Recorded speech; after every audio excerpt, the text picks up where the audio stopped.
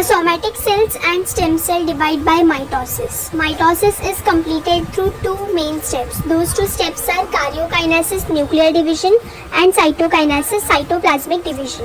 Karyokinesis is completed through four steps. First step is prophase. In prophase, the condensation of basically thin thread-like chromosomes starts. Due to this, they become short and thick and start to appear along with the pair of the sister chromatids. The centriole duplicates and each centriole moves to the opposite pole of the cell. Nuclear membrane and nucleolus starts to disappear. The nuclear membrane completely disappears in metaphase. Chromosome complete their condensation and become clearly visible along with the sister chromatide. All chromosomes are arranged parallel to the equatorial plane, that is central plane of the cell.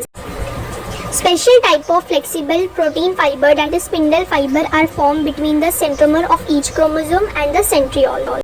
In anaphase, the centromer split and thereby the sister chromatide of each chromosome separate and they are pulled apart in opposite direction with the help of the spindle fiber.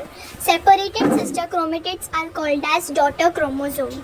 Chromosome being pulled appear like the bunch of bananas. In this way, each set of chromosome reach at two opposite poles.